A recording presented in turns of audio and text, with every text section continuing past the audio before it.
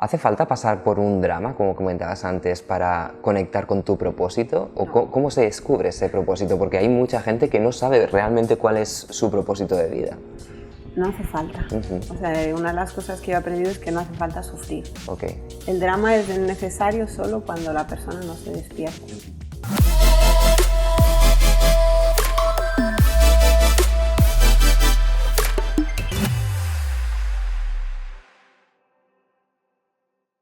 Muy buenas a todos, bienvenidos y bienvenidas a The Success Academy. Yo soy Víctor Martín y hoy tenemos con nosotros a la gran Ruth Nieves. ¿Cómo estás, Ruth? Muy bien, muchas gracias, Víctor. Oye, es un placer enorme empezar esta nueva etapa del podcast en vídeo contigo. O sea, para mí es un sueño. Pues para mí, o sea, yo me alegro un montón porque me acuerdo que te lo sugerí. Ajá. Y esta ha sido la prueba del pide y se te dará. Vaya, vaya. O sea, que a mí también me hace muchísima ilusión. Qué bueno, pues de verdad me alegro muchísimo que estés aquí. Y nada, me gustaría saber quién es Ruth Nieves y cuál es tu background. Pues Ruth Nieves es un aprendiz. Un aprendiz de la vida, del amor. Y yo estudié arquitectura. Y dediqué más de 20 años de mi vida a la arquitectura. Era una mujer muy insegura, con una autoestima muy baja, que no me valoraba, que creía en todo el mundo menos en mí. Eso me suena. Y de hecho, antes de tomar cualquier decisión, pues siempre lo consultaba con mi hermana, con mis amigas o con mis padres. Me afectaba mucho todo lo que me decían los demás, la opinión de los demás, entonces... ¿Cómo sobrevivía yo? Pues porque era muy perfeccionista, entonces trataba de ser perfecta, trataba de agradar a todo el mundo, tener a todo el mundo contento y así yo garantizaba que me iban a querer, ¿no? aceptar y estas cosas. Entonces esto me suponía un vivir constantemente para los demás. Pero eso me costó un abandono total de mí misma y claro... durante muchos años busqué la felicidad en la pareja y no había felicidad por ningún No hay lugar donde buscarla, ¿no? Esa felicidad. Y entonces con 30 años pues yo paso por una depresión y al año pues un ginecólogo me dice que corro un riesgo muy alto de contraer un cáncer y entonces ahí es cuando me despierto, cuando digo, a ver, ¿qué está pasando aquí? Algo tengo que cambiar en mi vida porque por aquí no voy bien. Y entonces, gracias a este susto que me da mi cuerpo, que en realidad es algo para que yo despierte, que luego se queda en un susto, pues salgo de la depresión y empiezo a trabajar con un psicólogo que me ayuda a reconstruir mi autoestima, a empezar a creer en mí y empiezo laboralmente a creer en mí y cuando consigo la seguridad suficiente decido irme a vivir mis sueños porque yo antes esperaba que apareciera el hombre ideal para vivir mis sueños con él y entonces llega un momento en el que digo voy a vivir mis sueños y aparecerá el hombre cuando tiene que aparecer y entonces me puse en el lugar del protagonista de mi vida y dejé mi trabajo, me fui a vivir a la Selva Negra y empecé a replantearme a qué me quería dedicar porque yo tenía muy claro que la arquitectura había estado bien, pero que no me imaginaba haciendo todo eso toda mi vida porque me sentía vacía, me sentía sola. Y entonces dije, bueno, me sentía muy frustrada, pero dije, entonces, bueno, voy a hacer mis sueños. O sea, es como, busqué un cambio. Entonces, viviendo en Alemania, en una cultura diferente, fue cuando por primera vez soy sincera y honesta conmigo misma y digo, a ver, ¿qué es lo que quiero hacer en la vida? Y ahí es cuando me doy cuenta de que llevaba toda la vida tratando de hacer felices a los demás. Y me costaba mucho decirles a mis padres, oye, mira, gracias por pagarme la carrera, pero ahora quiero hacer otra quiero cosa. hacer algo completamente distinto. Claro, y entonces, pero claro, ahí en Alemania tuve el espacio para ser honesta y decir, mira, esta es mi vida, no la voy a vivir otra vez, el tiempo pasa muy rápido, creo que ya es hora de empezar a vivir la vida que quiero vivir. Y ahí es cuando leo mi primer libro de crecimiento personal, porque yo hasta ese momento no sabía ni que existía el coaching, y hablo del año 2013. ¿Qué libro fue? Trabajo y felicidad de Ricardo Gómez. Y yo ahí estaba trabajando en otro estudio de arquitectura, pero esto lo quiero contar porque hay veces que el universo nos ayuda así. Es que tuve un jefe muy exigente y como estaba súper incómoda, entonces eso fue lo que hizo que yo buscara una solución. O sea, fue el detonante. El detonante, exactamente. Y entonces ahí es cuando leo mi primer libro de coaching, veo que es posible dedicarse a eso, porque a mí siempre me había encantado escribir. Me encantaba, yo de pequeña me veía en un escenario bailando delante de miles de personas. Wow.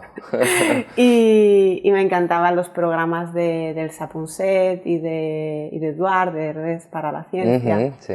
Pero yo pensaba que para trabajar de eso tenía que hacer psicología o periodismo y que no estaba capacitada. En cambio, cuando descubro que hay personas que ya están viviendo de eso, a mí se me abre el mundo y digo, si otros han podido... Yo también. Qué bueno. Y ahí cambia todo. ¿Ahí sale este libro? Ahí empiezo a pedir ayuda, que es una de las cosas que yo siempre recomiendo. Sí. Para si tú quieres un cambio en tu vida y no sabes cómo hacerlo, pide ayuda. Entonces yo primero me busqué un máster, ahí es cuando contacté a Laín y entonces él me dio sesiones online, porque yo estaba en Alemania, entonces él me acompaña en este proceso de cómo dejo mi vida de arquitecta y paso a dedicarme a escribir y al mundo de los escenarios, a hacer seminarios y todo. Que era lo que realmente te apasionaba. Claro. Entonces, ¿Laín ha sido tu mentor? ¿Ha sido la persona que te ha abierto este mundo o no? Él fue el que me ayudó a hacer este cambio y también fue el que me enseñó las leyes universales, el poder de la mente, cómo afecta lo que has vivido en la infancia. Él me abre las puertas a este mundo. Yo siempre digo, él me despertó. Y entonces, claro, ahí es cuando empiezo a ver la vida desde otro punto de vista completamente diferente y a sentir que es posible. Porque yo llevaba años y años esperando que alguien me dijera, oye, que es posible hacerlo, señor, realidad. Hay una cosa en el libro que a mí, cuando lo leí, me chocó, ¿no? Tú dices que somos responsables de todo lo que nos pasa. Y comentas que tú cuando te enteraste de esto te costó creerlo, incluso que fue algo doloroso para ti. Explícanos esto porque estoy seguro que la gente debe estar pensando, ¿cómo que yo soy responsable de lo que me pasa? A ver, que alguien me lo explique. A mí me costó aceptarlo porque yo antes confundía responsabilidad con culpabilidad. Okay. Entonces tendemos a culparnos, en vez de a responsabilizarnos, a culparnos. Entonces, claro, cuando a mí me dicen todo lo que tú eres la responsable de todo lo que has vivido, fue como, no puede ser. Tengo la culpa de todo. ¿En serio? Tengo la culpa de todo. Tan mal lo he hecho. Esa era mi programación. Vale. Entonces, ahí me enseña, no, mira, no es culpa, es responsabilidad. Ajá. Y entonces responsabilidad quiere decir que todo lo que vivimos en nuestra vida es la consecuencia de la programación que llevamos en el subconsciente y de las decisiones que tomamos en el pasado. Las decisiones que tomamos en el pasado incluye la del propósito de vida, que yo creo que es una decisión que tomamos antes de nacer. Entonces, antes de nacer yo creo que cada uno elige lo que quiere venir a aprender o hacer en esta vida y conforme a esa decisión se traza un plan, no lo trazamos nosotros, nos lo dan hecho. Está trazado ya. Está trazado. Se pueden hacer cambios, pero hay unas bases de ese plan, sobre todo para despertarte. Porque claro, llegamos aquí, olvidamos quiénes somos, todo el poder que se nos ha dado y normalmente es a través del drama como la vida nos despierta y nos pone en línea. ¿Vale? Entonces, también nos afectan las decisiones que hemos tomado en vidas pasadas y las decisiones que tomamos en el útero materno. ¿Tomamos decisiones en el útero materno? ¿En serio? Wow. Y de hecho son de las que más nos afectan. Y luego tomamos decisiones en la infancia que... resumo un poquito, ¿vale? Sí. Cuando nos encarnamos, tenemos plena conciencia de quiénes somos y de todo lo que sucede. Todo lo que sabemos, tenemos telepatía con la madre. Durante los meses de embarazo sabemos perfectamente lo que piensa la madre, lo que está pasando entre los padres, la situación por la que están pasando los padres, económica, amorosa, de salud. Y los niños saben si los padres quieren un niño, una niña, saben. Y entonces cuando los niños perciben que los padres están preocupados por el dinero, porque no saben cómo organizarse, tal, pues los niños ya tienden ahí como a ayudar a los padres. ¿En serio? Sí. Wow. Y entonces luego, cuando nacemos, olvidamos, porque si no, no sería... Un trauma ya, nada más nacer. Necesitamos un reset. Ajá. Y entonces empieza a formarse en nuestro cerebro, no tenemos la mente consciente desarrollada hasta los 7 años, y entonces malinterpretamos lo que vemos. Quiere decir, nos tomamos todo de forma literal. Entonces, si tus padres discuten, crees que tú tienes la culpa de que tus padres discutan. Si tus padres discuten por el dinero, pues crees que el dinero tiene la culpa de que tus padres discuten. Entonces, los niños se toman, o sea, en función de lo que viven, toman decisiones. Pues yo nunca me voy a casar, pues yo no quiero tener dinero en mi vida, pues yo... Y esto yo lo he escuchado a los niños. Entonces hay que tomamos decisiones, el subconsciente las entierra y luego todo, o sea, todo lo que hemos escuchado decir a nuestros padres, a nuestros educadores, abuelos, incluso lo que pensaban nuestros ancestros, todo esto va en nuestra mente, en nuestros genes, y empezamos a funcionar con ese software el resto de nuestra vida hasta que un día dices, igual puedo hacer las cosas diferentes o que yo piense esto no quiere decir que esto sea así, pero sea todo así. La mente lo que hace es, la mente y las emociones tienen un poder creativo, entonces todo lo que llevamos en el subconsciente es lo que vamos a proyectar en nuestra vida. ¿Hace falta pasar por un drama, como comentabas antes, para conectar con tu propósito? ¿O no. ¿Cómo se descubre ese propósito? Porque hay mucha gente que no sabe realmente cuál es su propósito de vida. No hace falta. O sea, una de las cosas que he aprendido es que no hace falta sufrir. Okay. El drama es necesario solo cuando la persona no se despierta. Pero cuando la persona elige ser consciente y conocerse o cuando la persona ha recibido una educación en la que sus padres le han animado a que crea en sus sueños, a que puede ganarse la vida de lo que ama, el drama no tiene por qué ser necesario. El drama está ahí por si no te despiertas para ponerte... Es como una colleja, ¿no? Sí, para que despiertes. Sí. Yo siempre digo que la vida te va enseñando como poco a poco, ven, y te va empujando suavemente. Pero cuando tú no haces caso, llega un momento que te mete un empujón y no... Es un buen empujón. Pero no es necesario. Y el propósito yo creo que está conectado con lo que amamos, o sea, que está alineado con los sueños, está en la misma línea. Los sueños yo creo que están ahí como para movernos, para despertarnos. Los sueños y el sufrimiento sirven para movernos. Si no necesitas el sufrimiento, pues eso es que te vas a evitar. Vale, estupendo. Hablas en el libro de las creencias, ¿no? De que son una base de los resultados que estamos consiguiendo actualmente, ¿no? Yo en mi caso, claro, las creencias que yo he ido adquiriendo o que tengo, ¿no? Son muy distintas a las de mi padre, ¿no? Yo vengo de una familia humilde. Mi madre enfermó cuando yo tenía 10 años, con lo cual esas creencias yo creo que no pudieron, o sea, no las pude absorber. Entonces me pregunto, ¿soy un bicho raro o qué es lo que ocurre aquí? No eres ningún bicho raro. Me alegra saberlo. Eres muy humano. Nos afectan... Hombre, tú tienes ahora creencias diferentes a tu padre también porque te lo has trabajado, porque has tomado... Pero no de forma consciente, creo yo. O sea, yo desde pequeño le decía a mi padre, papá, ya sé que esto puede sonar un poco presuntuoso o prepotente o como quieras, le decía, tú no te preocupes que yo seré rico y te voy a ayudar. O sea, se lo decía desde pequeño y mi padre muchas veces me lo recuerda. Dice, ¿tú te acuerdas cuando me decías eso? Y yo le digo, sí, pero no sé de dónde salía todo eso, ¿no? Entonces, por eso te digo que somos muy distintos. Porque estabas muy conectado. O sea, tú estabas muy conectado con tu esencia, con tu alma, con tu sabiduría. Y es maravilloso que esa parte tú la recordaras. O sea, porque de hecho hay personas que cuando nacen olvidan todo y hay otras que olvidan una parte de lo que han venido pero se acuerdan de otras. Entonces, yo creo que cada persona que nace trae una parte que es suya, única, y luego hereda del padre y de la madre.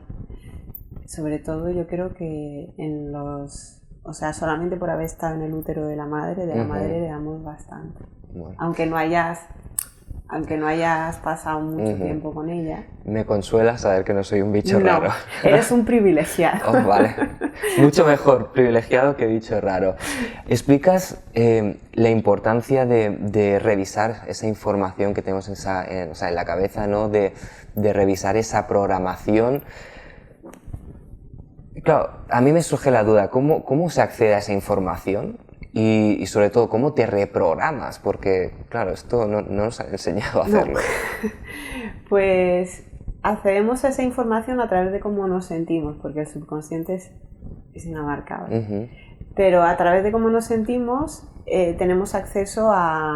podemos tener acceso a que hay algo que no va bien. Okay. O sea, si tú te sientes genial, es que o sea, tu mente está funcionando, o sea, tu vida la está dirigiendo pensamientos positivos, ¿vale? Pero cuando te sientes mal es porque se ha activado algún programa negativo o alguna creencia limitante y entonces eso hace que te sientas mal. Entonces, en esos casos, normalmente las personas cuando se sienten mal echan la culpa al de enfrente, sí. Y al Estado, a los amigos, a la pareja, a la familia, a quien sea.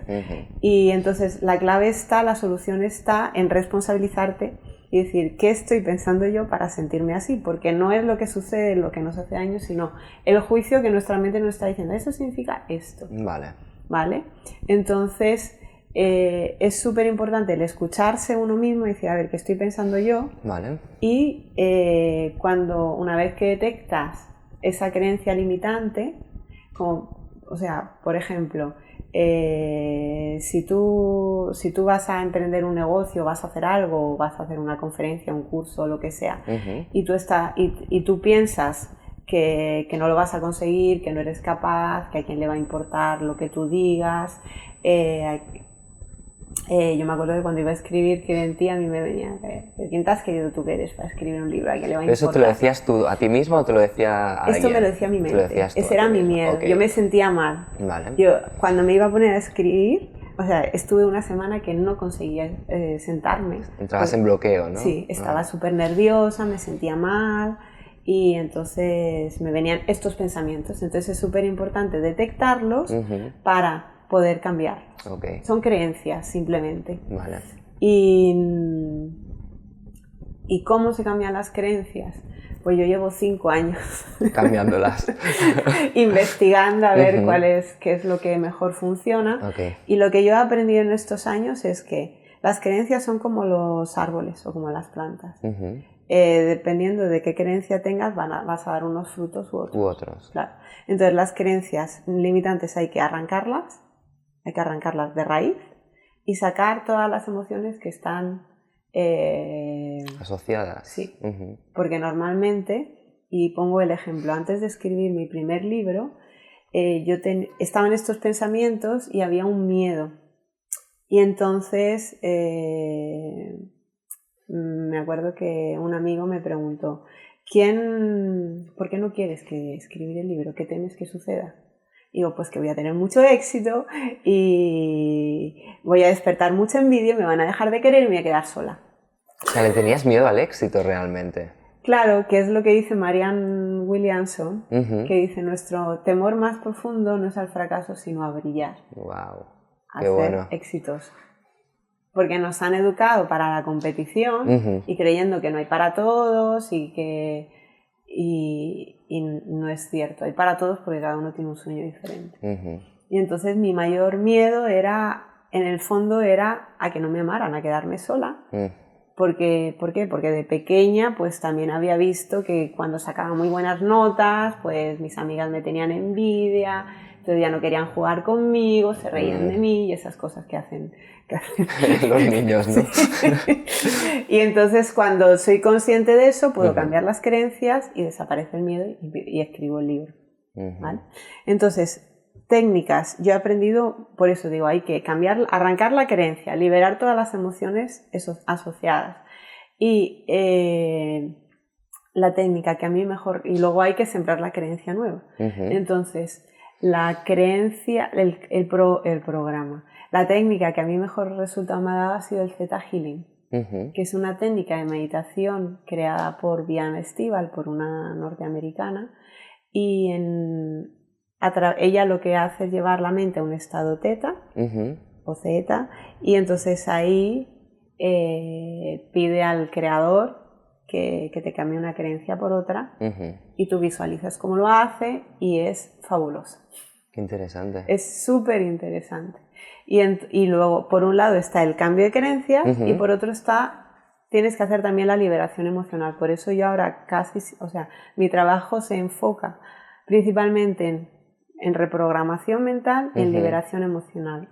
Aprender a liberar emociones para poder cambiar. Claro, es que una de las herramientas que yo creo que más utiliza la gente son las afirmaciones positivas, pero claro, una afirmación positiva, si tú no quitas previamente la creencia, es que ni tú mismo te lo crees, ¿no? Es así. Claro. Correcto.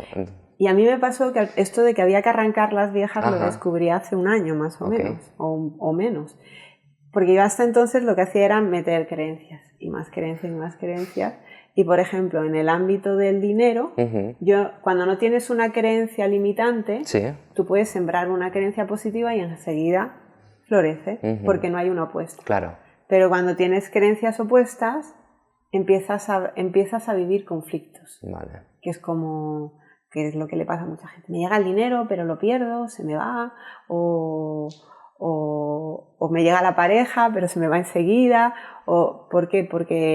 Porque ahí tenemos creencias duales. Entonces es importante detectar la mala hierba para arrancarla.